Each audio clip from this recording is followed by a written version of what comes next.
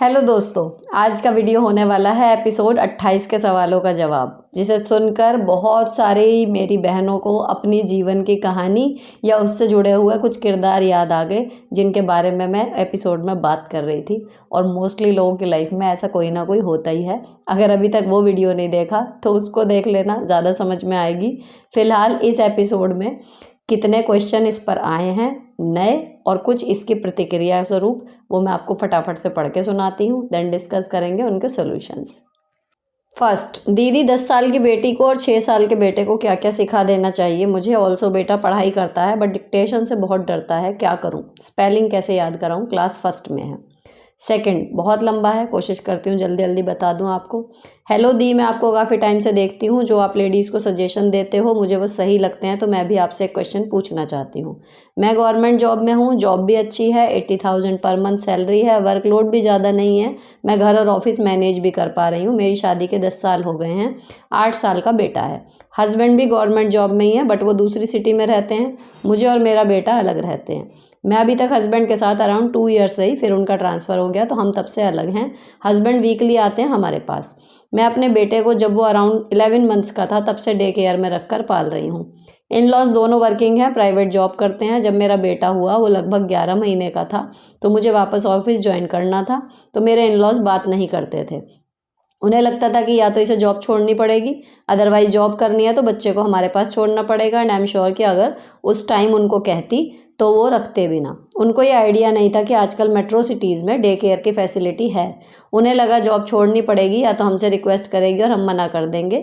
बेटे को रखने के लिए मैंने बहुत बार अपने साथ रखने के लिए बोला, रहने के लिए बोला, बट कभी एक दिन के लिए भी नहीं आए। बट जब मैं अपना बच्चा अच्छे से पाल रही हूँ तो समय समय को बोला जाता है कि डे केयर में रखने की क्या ज़रूरत है, हमारे पास छोड़ देती, हम पाल लेते। हम तो तरस गए अपने पोते के लिए। बाकी हम अलग रहते हैं तो ठीक है, बट आज तक ना तो इमोशनली कभी सपोर्ट मिला, फिजिकली ना फाइनेंशियली। कभी कोई एडवाइस भी ढंग से नहीं दे सकते। जॉब घर जाते हैं तो मैं अपने जब घर जाते हैं तो मैं अपने मायके नहीं जा सकती। सासू माँ कहती हैं कि जितनी लीव है यहीं पर रहेगी, क्योंकि हमें अपने पोते की बहुत याद आती है। फिर भी मैं अपने घर जाती हूँ, बट हमेशा लड़ाई हो जाती है। जाने से पहले रोना धोना हो जाता है, जाने से पहले ही मूड ख़राब हो जाता है। 2-4 दिन रहो, वो भी अच्छे से ना रहो। कहती हैं दूसरा बच्चा कर लो, तो कहती हूँ कि डिलीवरी के टाइम आप सपोर्ट कर दोगे, तो कहती हैं कि सब हो जाता है जब करते हैं।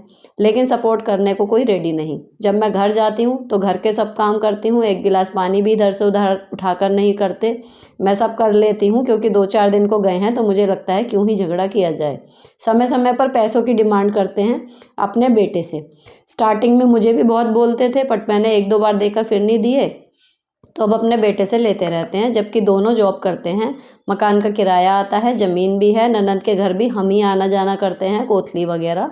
फिर भी बार बार हस्बैंड से पैसे लेते हैं। मेरे अपने पास अपनी सेविंग है, बट अभी तक हमने घर नहीं लिया क्योंकि हम अलग सिटी में पोस्टेड हैं। मेरे से ढंग से बात नहीं करते, अपने बेटे और पोते से बात करते हैं। कभी कुछ बात आई तो बोलते हैं कि हम अपने बेटे से लेते हैं, हमारे बेटे पर हमारा हक है, हमने उसे इस काबिल बनाया है। तो आप सजेस्ट करो क्या करूं? जो चल रहा है चलते रहने दूं? हस्बैंड बार बार पैसे देते हैं, देते रहने दूं? हस्बैंड मेरे साथ अच्छे से रहते हैं बट जब इन लॉज कुछ भी बोलते हैं तो अवॉइड करने के लिए बोलते हैं, कभी उनको समझाते नहीं। हस्बैंड से 90% लड़ाई इन लॉज की बातों पर ही होती है, तो क्या करूं? इन लॉज से किस तरह रिलेशन रखूं?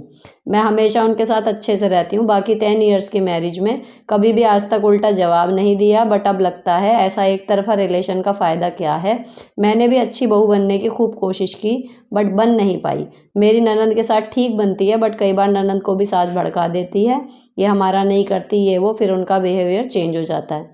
थोड़े दिन बाद ठीक भी हो जाता है बट इस सबसे मेरा मेंटल पीस तो ख़राब होता है ना, टाइम भी वेस्ट होता है।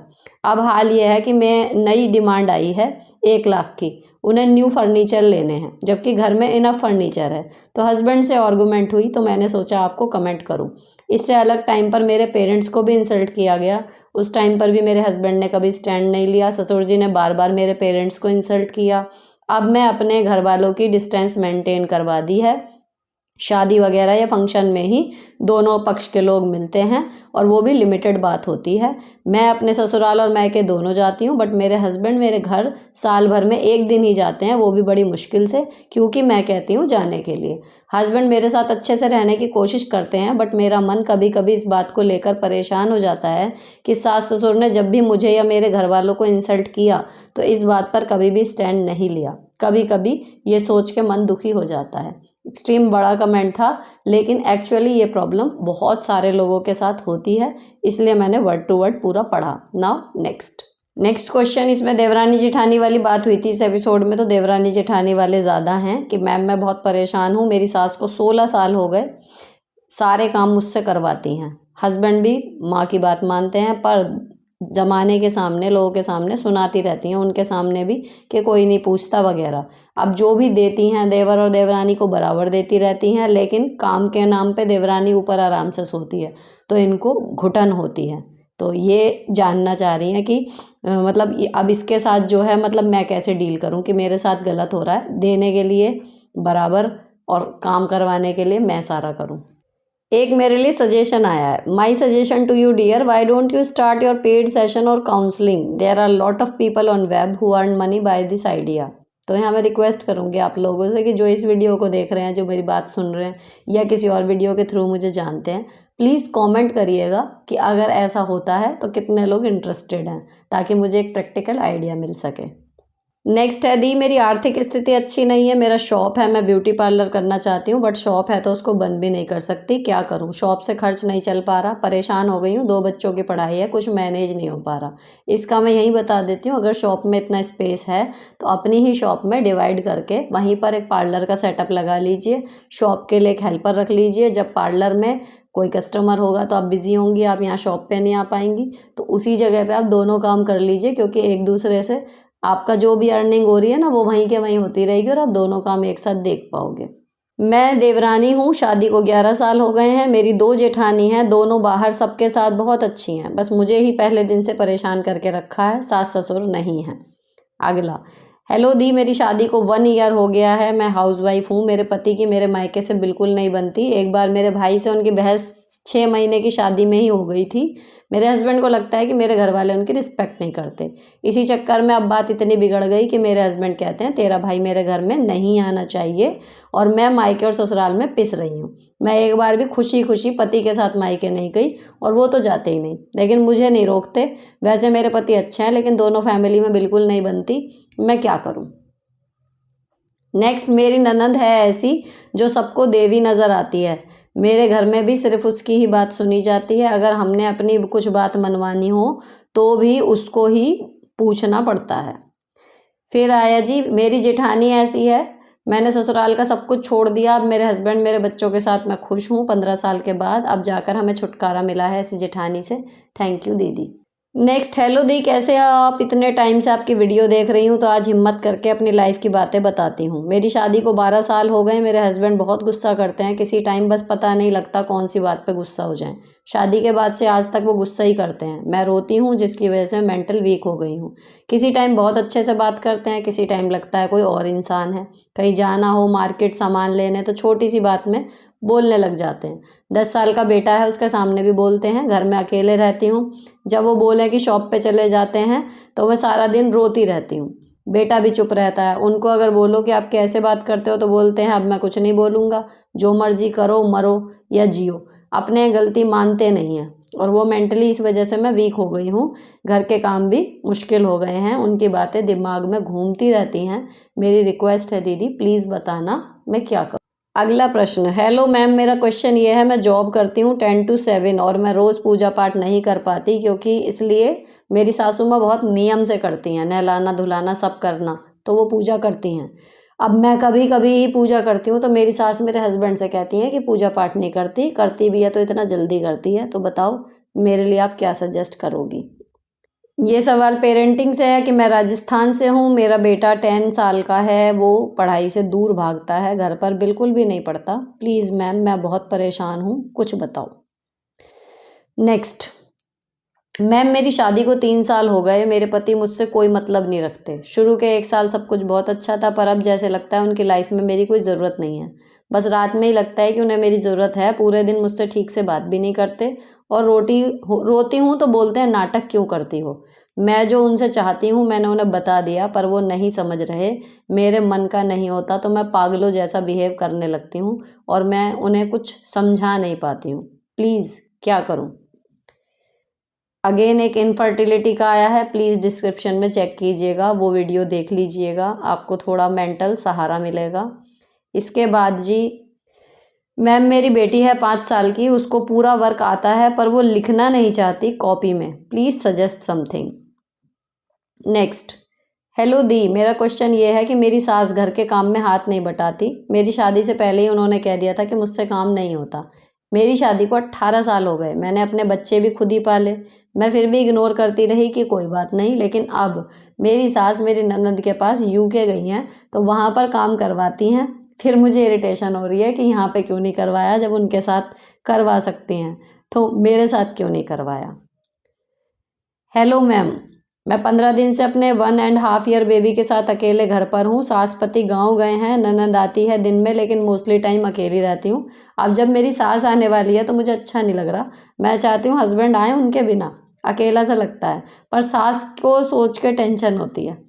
फिर मुँह बनेगा, बोलेंगी, ये सब दिमाग में प्रेशर लग रहा है, क्या करूँ? अगेन एक वर्किंग मॉम का है, दी मैं वर्किंग हूँ, मेरी सास का कहना है कि एक लोग ही जॉब में सही रहता है, पर घर में कुछ भी मंगाना हो तो हमसे ही कहा जाएगा, बेटियों को कुछ देना हो तो हमसे कहा जाएगा, लग्जरी कुछ चाहिए तो मुझसे कहा जाएगा। मैं सब करती हूँ, फिर भी मेरी जॉब की कोई वैल्यू नहीं। मुझे और मेरे मायके के पास, मेरा मायका पास है तो इनडायरेक्ट यही सुनाया जाता है, ज़्यादा जाना ठीक नहीं। अपनी लड़कियों को फ्रीडम वो अच्छा, ये तो कह दिया जाता है कि सबके घर का अपना होता है। बेटी घूमने में खर्च करे वो ठीक, मैं खुद से कमाती हूँ, खुद से घर का भी, अपने बच्चे का सब करती हूँ, तो भी मुझे ही बोला जाता है कि घूमने में पैसे खर्च होते हैं, एक लोग कमाते तो ठीक रहता है। जबकि जब से मैं शादी करके आई हूँ कोई बिना गाड़ी कहीं जाता नहीं, पेट्रोल भी मैं डला के देती हूँ। ये नहीं सोचती कि हस्बैंड ही करे, पर सब करने के बाद भी सुनना पड़ता है, उनसे मेंटली डिस्टर्ब हो जाती हूँ। हम हस्बैंड वाइफ जाएं कहीं तो फालतू का खर्चा, और वहीं सबको ले जाओ तो सास ससुर दोनों कुछ नहीं कहते, बाकी सुना देते हैं। मैं क्या करूं? अगला, फिर मैम मेरा बेटा पढ़ाई में ध्यान नहीं देता, क्या करूं? नेक्स्ट, मैं अपने हस्बैंड के साथ रहना चाहती हूँ बट वो मुझे अपने साथ नहीं ले जाना चाहते, मना करते हैं। मुझे मायके में भी कोई खुशी नहीं मिलती, ना ससुराल में। हस्बैंड समझते हैं, बस लड़ते हैं। मेरा एक बेबी भी है 2 इयर्स का, कुछ गाइड करें। अब जीने का दिल नहीं करता। इन्होंने 4 कमेंट किए हैं। उनके फैमिली मेम्बर जो इन लॉज हैं वो सब टॉक्सिक हैं, उनके साथ भी इनका तालमेल नहीं है, तो अब इनका घर जाने को जो है मन ही नहीं कर रहा। अब है दीदी, मेरा बेटा 9 साल का है लेकिन बहुत अलग रहता है, कोई दोस्त नहीं बनाता, मैं बहुत परेशान हूँ, प्लीज़ प्लीज़ प्लीज़ मेरी हेल्प करो। अब ये क्वेश्चन लास्ट है कि इनकी गवर्नमेंट जॉब जो है वो अभी नहीं लगी है। बीएड, सीटेट, यूपी टेट दोनों इन्होंने क्लियर कर लिए हैं, लेकिन टीचिंग की वैकेंसी नहीं निकल रही। और अब इनके बच्चे जो हैं, एक 10 साल का है, एक 5 साल का है, तो ये सोच रही हैं कि जॉब, जब तक गवर्नमेंट जॉब नहीं लग पा रही तब तक प्राइवेट टीचिंग कर लूँ। पास के स्कूल में मुझे 20,000 तक मिल रहे हैं, बट मेरे हबी मुझे प्राइवेट जॉब करने के लिए मना कर रहे हैं। बोल रहे हैं कि मैंने शादी से पहले ही बोल दिया था कि मैं प्राइवेट जॉब नहीं करवाऊँगा, गवर्नमेंट जॉब लग जाती है तो अलग बात है। मुझे बीएड उन्होंने ही करवाया, बीटीसी भी करवा रहे हैं, मतलब फ़ीस वही देते हैं। कर तो मैं अपनी मर्ज़ी से रही हूँ, बट अब तो बच्चे भी बड़े हो गए हैं, मैं घर पर फ्री हूँ, रहती हूँ पूरा दिन, तो मैं सोच रही थी कि प्राइवेट जॉब कर लेती हूँ, बट मैंने अभी उनसे पूछा तो उन्होंने मना कर दिया। अब मैं क्या करूँ? 11 ईयर्स हो गए हैं अब हमारी शादी को, मैं इनके अगेंस्ट जाकर कोई काम नहीं करना चाहती, इसलिए चुप हूँ, but I want to do.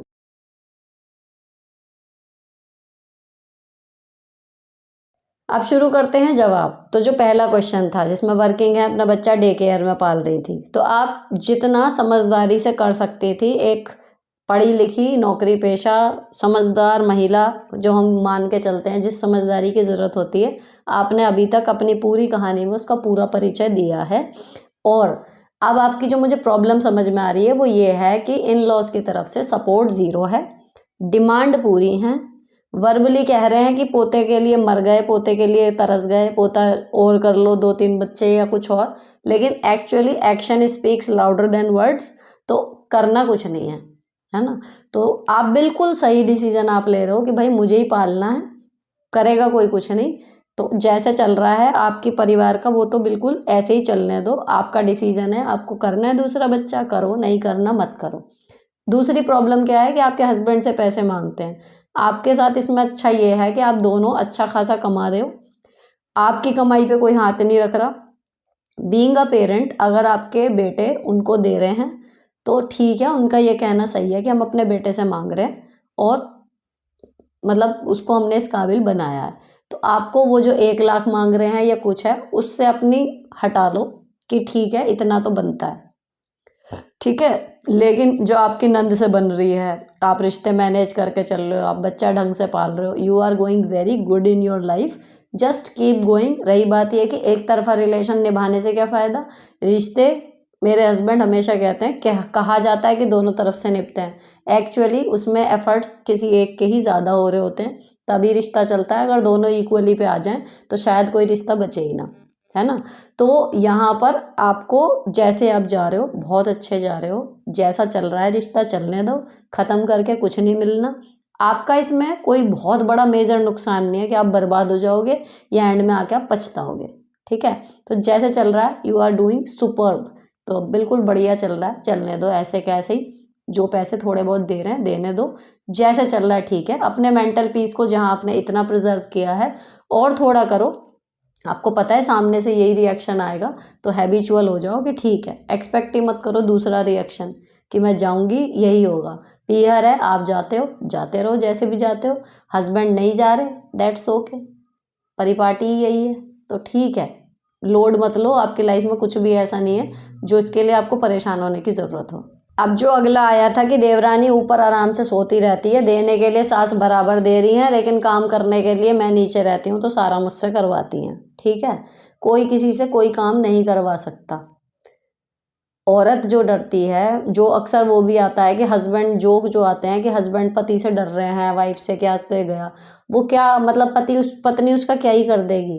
कोई किसी से नहीं काम करवा सकता। हम सिर्फ घर का कलेश टालने के लिए कुछ कॉम्प्रोमाइज़ करते हैं, हर एक का यही है। वो एक्सट्रीम कंडीशन होती हैं जो कुछ होते हैं कि मारा पीटी तक बात आ गई या कुछ और है, लेकिन 10 में से 9 घरों में ये होता है कि हम घर में कलेश ना हो इसको बचाने के लिए थोड़ा सा अपने आप को एडजस्ट करने की कोशिश करते हैं। हर व्यक्ति के साथ यही होता है।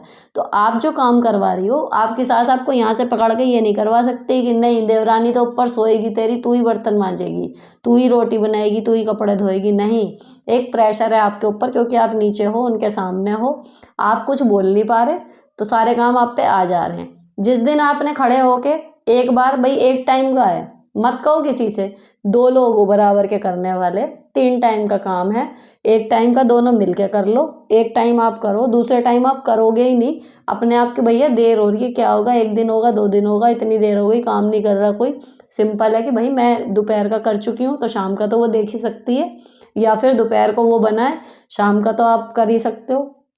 जिस दिन आपने स्टैंड ले लिया कि भाई घर में बराबर रह रहे हैं, लड़ने के टोन में नहीं, कि एक परिवार है सब लोग बराबर रह रहे हैं, लेने देने में सब कुछ बराबर हो रहा है, सारी चीज़ें हैं, जितनी जिम्मेदारी मेरी है उतनी उसकी भी हैं, तो एक टाइम का मैं कर लूँ तो एक टाइम का वो कर ले। अगर कोई उसकी प्रेगनेंसी है या कोई और हेल्थ इशू भी है तो आप 2 टाइम का कर लेंगी, तीसरे टाइम का तो वो करेगी, ठीक है ना। जो जॉब पे भी होते हैं 12-12 घंटे बाद घर आ रही हैं महिलाएं, बहू जो हैं आने के बाद भी रात का देखती हैं ना, तो अगर वो एक आपके ऊपर पड़ी हुई है आराम से और सासू से कुछ नहीं कह रही तो आप क्यों नहीं कह रही, बात ये है। तो जिस दिन आप बोलोगी कि हाँ जी इतना हो गया, जो लॉजिक वाली बात है, तो कोई क्या ही आपको कर लेगा।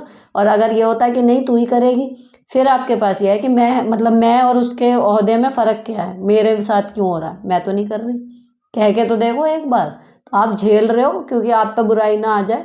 वही बात आई थी कि अच्छी बहू का टैग आपको सिर से नहीं उतारना, इसलिए आप पिस रहे हो। तो अगर आपसे हो रहा है तो करो, नहीं हो रहा सिंपल आप हकदार हो ये कहने के कि भाई इतना मैंने कर लिया, उतना उसका बचेगा, उसे दो, उसको बोलो काम करने को। जो ये आया था कि देवरानी हूँ, बाकी सबके साथ जिठानियाँ दोनों सब अच्छी हैं, सास है नहीं, बस मेरा पहले दिन से जीना हराम कर रखा है।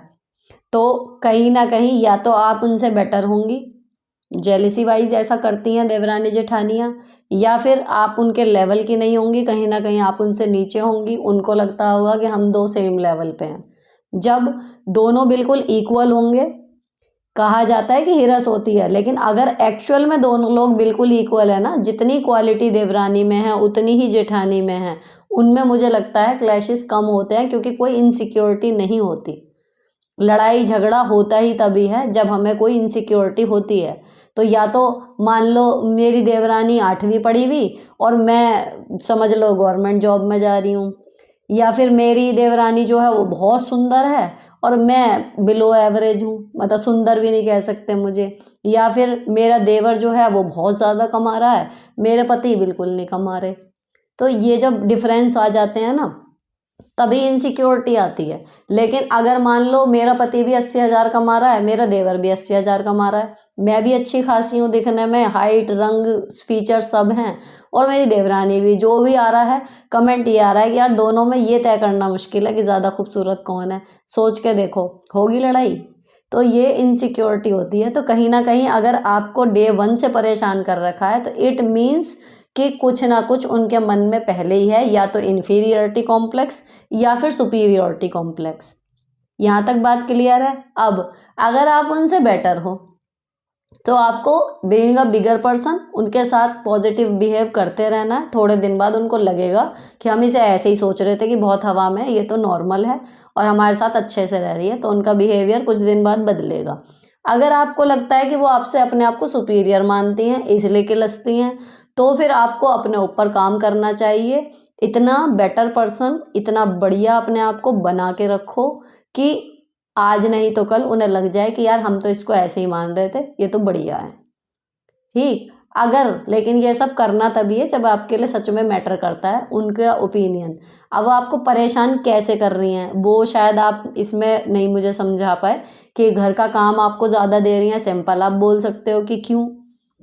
ठीक है, छोटी बहू होने का मतलब ये थोड़ी है कि जेठानी, जैसे मान लो सास के पास बहू आई, सास ने तो फिर भी 25-26 साल 30 साल अपना बेटा पाला, सब कुछ करा, तो उसने एक तरीके का एक कहना चाहिए एक शिफ्ट अपनी लाइफ की निपटा ली। जिठानी आई है, उसके 3 साल बाद आप आ गए, तो वो रिटायरमेंट थोड़ी ले लेंगी कि अब देवरानी करेगी सारा। तो ऐसे तो घर में जो सबसे छोटी बहू होगी वो सारी जिंदगी करती रहेगी, और जिठानी होगा वो कहना चाहिए जिम्मेदारी का फेस है, वो 2-2 3-3 साल का रह जाएगा। तो काम में तो कोई बराबरी ना होने का मतलब है नहीं। अगर काम में परेशान कर रही हैं तो आप बोल सकते हो सिंपल कि भैया 3 लोगों 3 टाइम का काम है, मिल के करेंगे, मैं नहीं करूँगी एक्स्ट्रा।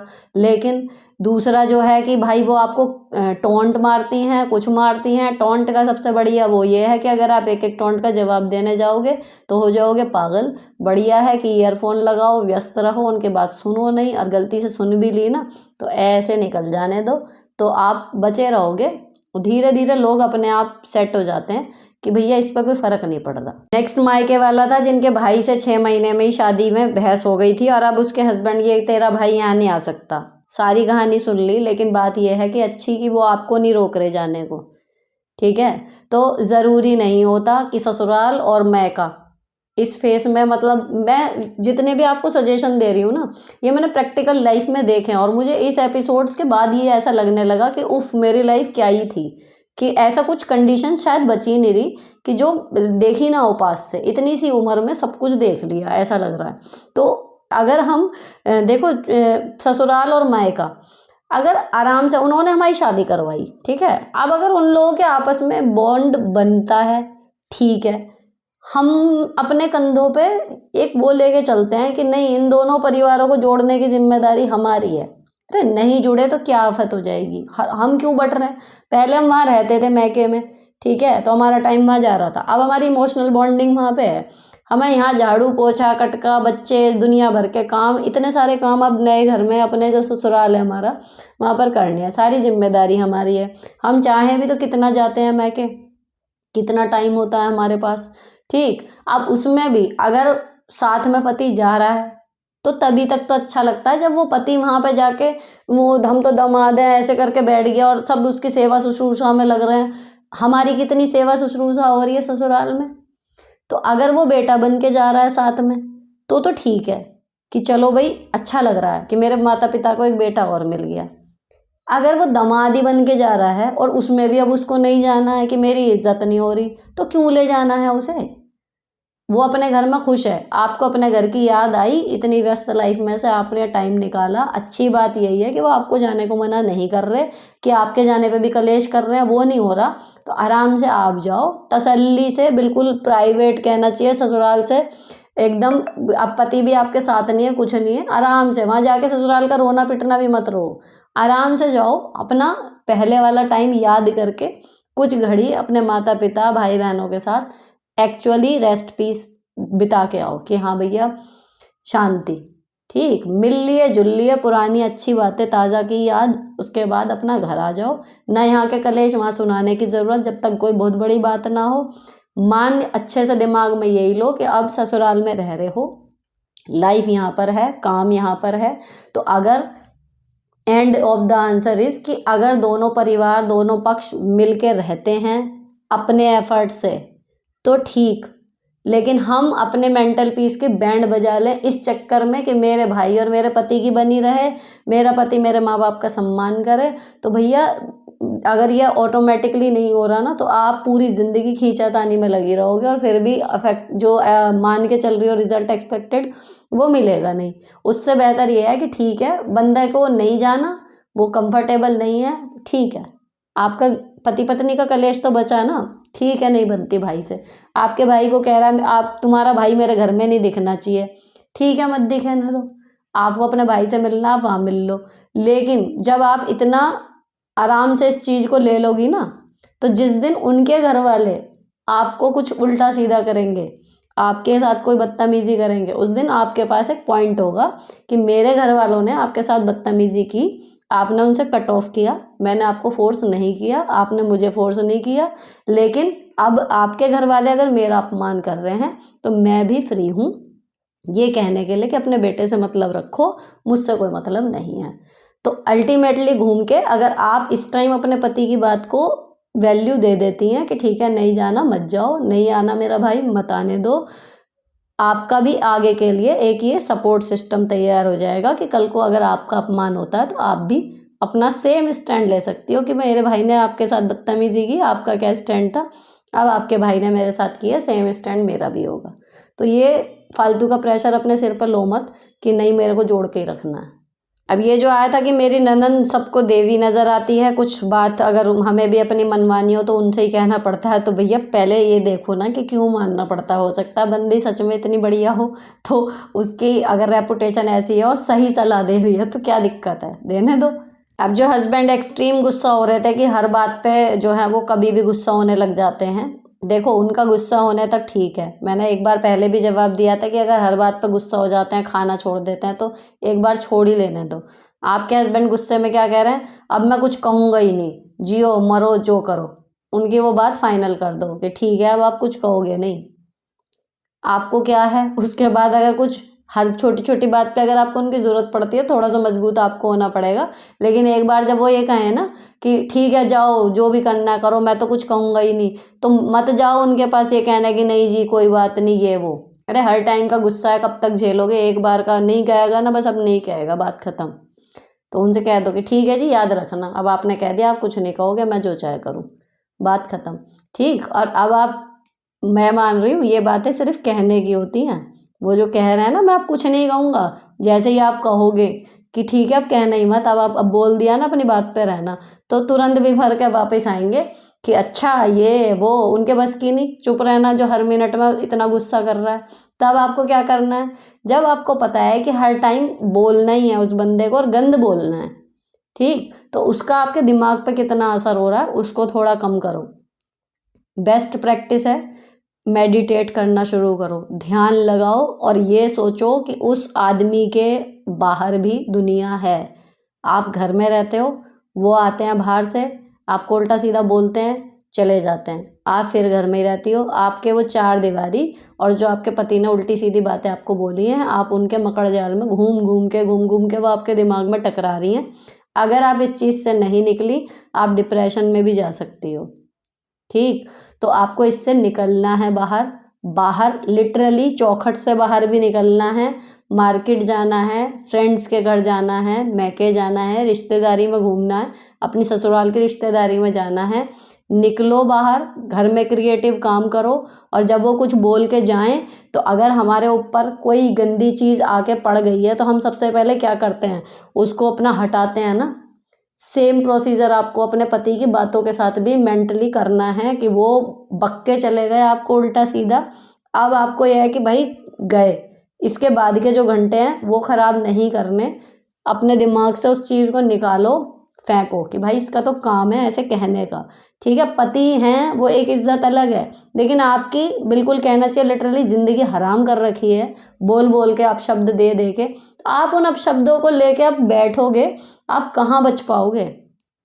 ठीक, और अगर आप अपने लिए सोच भी लो कि ठीक है जी मेरी तो ज़िंदगी ख़राब हो गई, मैं तो ऐसे ही रो रही हूँ। आप खुद कह रहे हो आपका 10 साल का बच्चा वो भी चुप चुप रहता है, आप सोचो वो बड़ा होके कैसा, समझो उसके दिमाग पे असर पड़ रहा होगा। आपको उसे स्ट्रॉन्ग बन के दिखाना है कि देखो पापा इनके साथ अगर बुरा बिहेव कर भी रहे हैं ना तो ये जवाब दे रही हैं, लेकिन बाद में मेरे साथ ठीक रह रही हैं, तो मम्मी को ये सब चीज़ें डील करना कितना अच्छे से आता है। समझ में आई। और उस उनके जो वो अपशब्द है ना, वो आए चले गए, आप ऐसे रहो नॉर्मल, शुरू में नहीं रहा जाएगा लेकिन एक्टिंग करो, आप ऐसे रहो नॉर्मल, फ़र्क ही नहीं पड़ा, लेकिन जो आपको करना है वो करो। धीरे धीरे इस चीज़ में कमी आएगी और आपके बेटे के लिए एक अच्छा एग्जाम्पल सेट होगा मेंटली स्ट्रॉन्ग बनने का।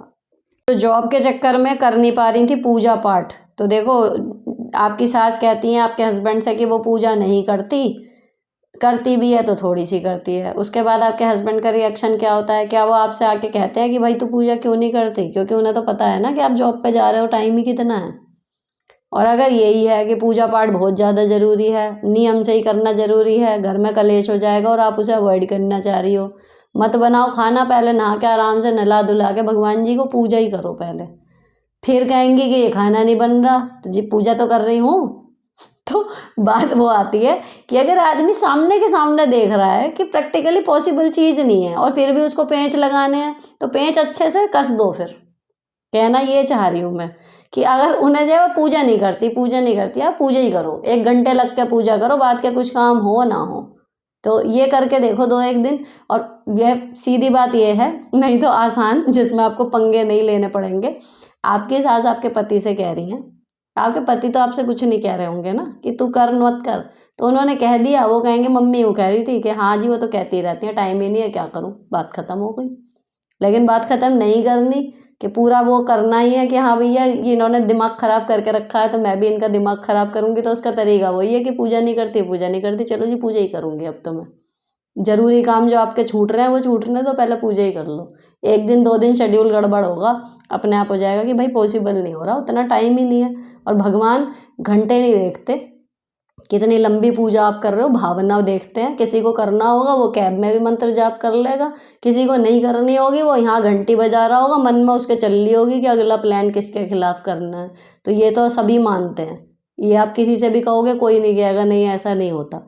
तो ये चीज़ अपनी सास को आपको धीरे धीरे प्रैक्टिकली समझानी होगी। 2-2 का भी यही बात कर सकते हो कि जितना समय है ठीक है, मैं माला वगैरह अपनी कर लूँगी, मन में जाप कर लूँगी जो करना है। तो इसका तो छोटी सी प्रॉब्लम है, ये हल हो जाएगा, असर मत होने दो इसका अपने काम पे। अब जो पेरेंटिंग से रिलेटेड 2 आए थे कि एक बेटा अब इनका 3 साल का है, वो पढ़ाई से दूर भागता है। अरे बहन वो 3 साल का है बेचारा, उसे क्या पता पढ़ाई की इम्पोर्टेंस, नहीं मज़ा आता होगा उसे, वो भाग रहा है।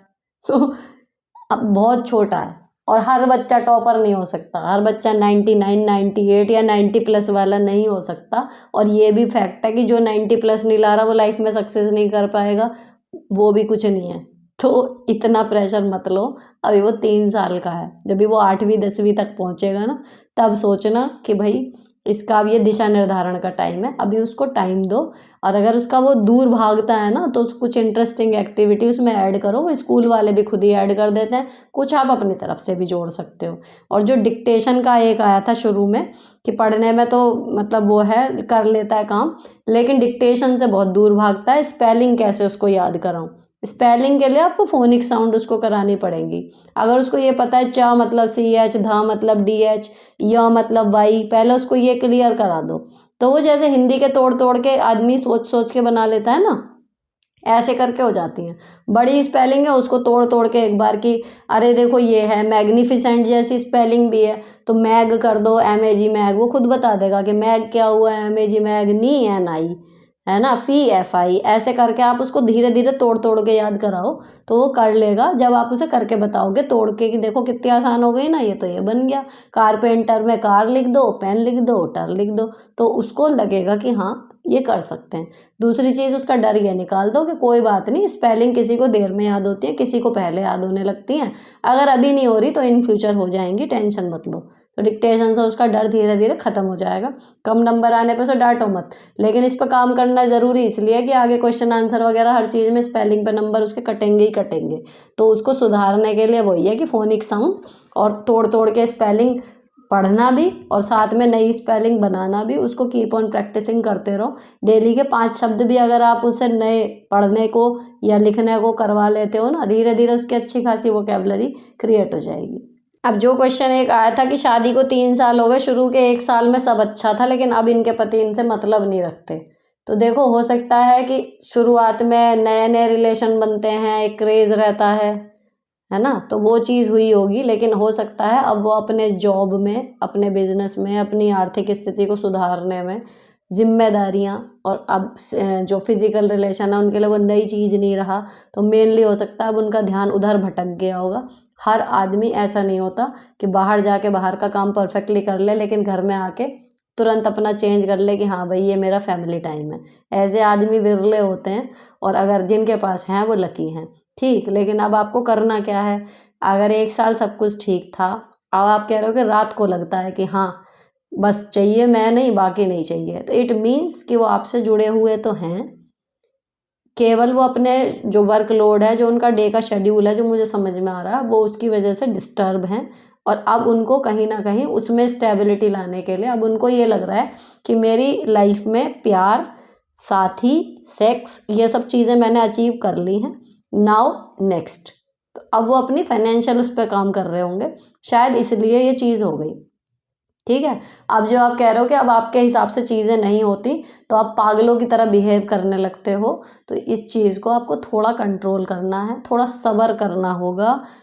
अगर हमें मांगने पे भी कोई चीज़ नहीं मिल रही लेकिन हमें पता है कि बंदा हमारा ही है, तो थोड़ा सा सब्र आपको करना ही पड़ेगा, कोई और ऑप्शन नहीं। आप फ्रस्ट्रेटेड होके हाइपर हो जाओ, उनका जीना हराम कर दो, तो पता लगा जो वो रात के टाइम आपके साथ टाइम बिता रहे हैं ना, फिर वो उसमें भी कटने लगेंगे।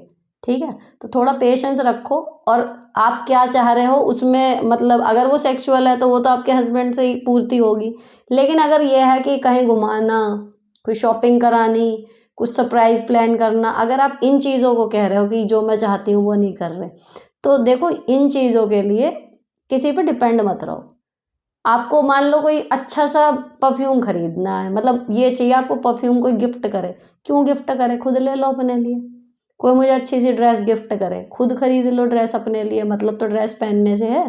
केक का मन कर रहा है, कोई केक और फ्लावर लाए, अरे फ्लावर का क्या ही करोगे, लेकिन फिर भी चलो आपको अगर क्रेज़ है कि मेरे लिए कोई केक या फ्लावर लाए, खुद खरीद लो अपने लिए 2 फूल, सूंघो खूब, लगाओ अपने बेडरूम में कहीं भी जहाँ पे मन कर रहा है। कहने का मतलब ज्वेलरी है, कुछ भी है, अगर कोई काम ऐसा है जो आप चाहते हो कि कोई आपके लिए करके दे, तो क्यों ही किसी का मुंह देखना, अगर कोई कर दे तो ठीक है, नहीं तो खुद जाओ खरीद के ले आओ, करो यूज़, मज़े करो। तो कपड़े हैं, कुछ भी है, जो चाहिए अपनी खुशी खुद तलाशना शुरू कर दो, तो उसमें ये होगा कि आप ऑटोमेटिकली खुश रहोगे और फिर जो आपके हस्बैंड के साथ टाइम है आप वो भी इंजॉय कर लोगे। अब बच्चों की पढ़ाई का एक आया था कि बेटी 5 साल की है, उसको पूरा वर्क आता है, लिखना नहीं चाहती, वो वाला आया था ना। लिखना जो बच्चे नहीं चाहते उनके लिए सिंपल ट्रिक है, जो आपको लिखवाना है उनसे, वो उनके पास बैठ के उनको लगातार डिक्टेट करो, उनकी राइटिंग स्पीड से थोड़ा सा बूस्ट करके। मान लो आपको इंग्लिश में लिखवाना है, Ram is a good boy, he went to the market, ठीक है, तो आप उसे बोलते जाओ राम, जैसे ही वो लिखेगा इज़, फिर जैसे ही लिखेगा फिर जैसे ही लिखेगा गुड, उसको रुकने मत दो। आप उसके सिर पे बैठे रहो वहीं पर कि भाई लिख, मैं बोल रही हूँ बेटा, प्यार से बोलो कि नहीं चलो मैं बोलती हूँ आप लिखो। राम भी लिखना नहीं आता, RAM, उसको रुकने मत दो, धीरे धीरे उसकी स्पीड बढ़ जाएगी। आराध्या के साथ थी ये प्रॉब्लम, ये ट्रिक 100% काम करती है और लिखना आ जाएगा उसको। जो वो वाला क्वेश्चन था कि सास यहाँ पे काम नहीं कराती लेकिन जब ननद के पास गई है यूके तो करवा रही है, देखो एक तो यूके में मेड नहीं मिलती, सारा काम खुद करना होता है। मे बी इसलिए, अब ये नहीं पता आपके यहाँ भी मेड लग रही है नहीं लग रही, इस क्वेश्चन में नहीं आया। लेकिन दूसरी चीज़ ये है कि भैया बेटी और बहू इनमें फ़र्क, कोई कितना ही ज़बान से कह दे कि हम एक मानते हैं एक मानते हैं एक मानते हैं, वो कभी एक नहीं हो सकती। ये चीज़ अपने दिमाग में पॉजिटिवली बैठा लो। तो जिस दिन ये बैठ जाती है उस दिन हमारी एक्सपेक्टेशन अपने आप हो जाती है नॉर्मल। लेकिन हाँ, जब वो वहाँ काम करवा रही हैं तो जब वो वापस आएंगी तब आपके पास ऑप्शन है कि मम्मी आप वहाँ भी तो कराते थे, लो ये काम कर दो, अगर आपका मन करे तो। ठीक, वरना जब आप 18 साल काम कर रहे हो, करने दो।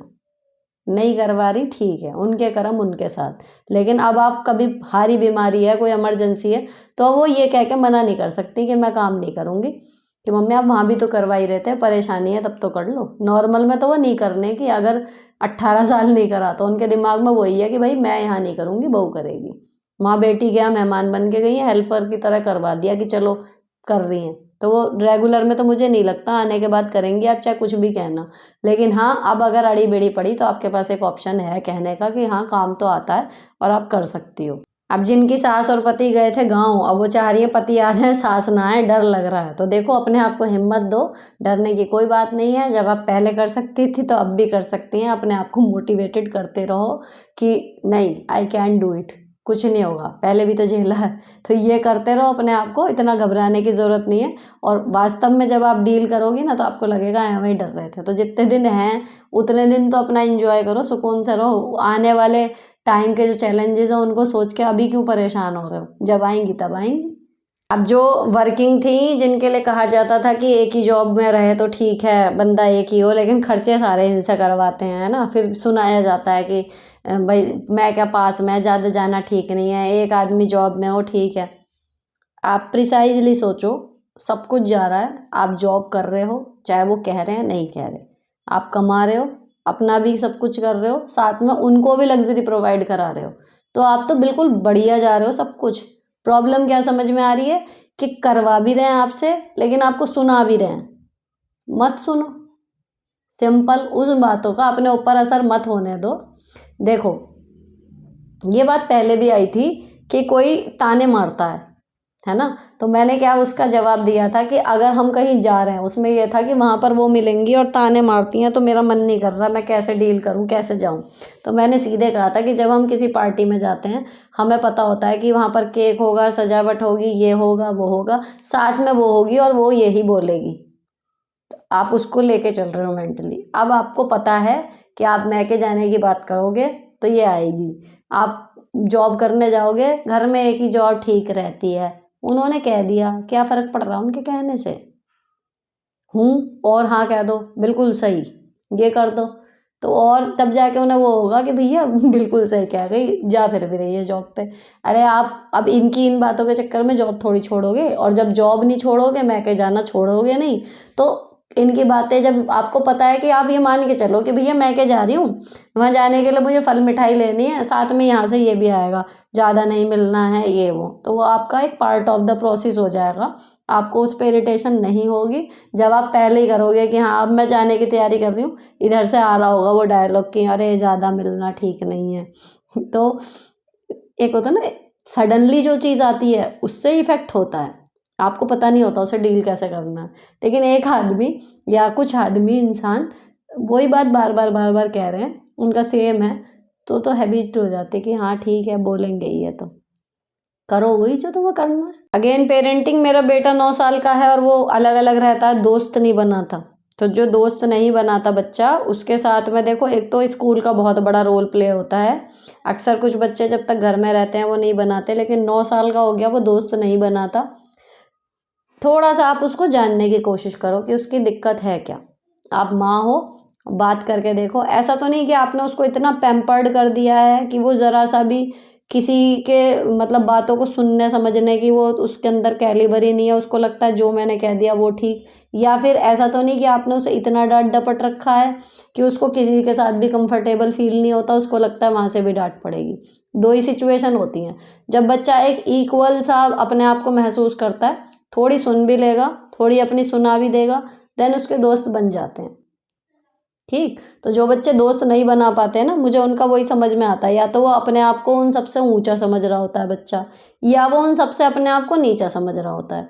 तो आपको अपने बच्चे की बात जाननी चाहिए कि उसे मतलब अब उसके क्लास के बच्चे हैं ना, उसका नाम लेके पूछो कि अथर्व है या कुछ भी है, समीर है, कि अरे वो बच्चा कैसा है, आपको उससे बात नहीं करते, या आपके पास आज कौन बैठा था, सीट पे पूछ सकते हो, है ना। तो उससे क्या बात हुई, वो कहेगा कुछ बात नहीं हुई। अच्छा ये बताओ आपसे बात तो नहीं हुई, वो करता क्या क्या है।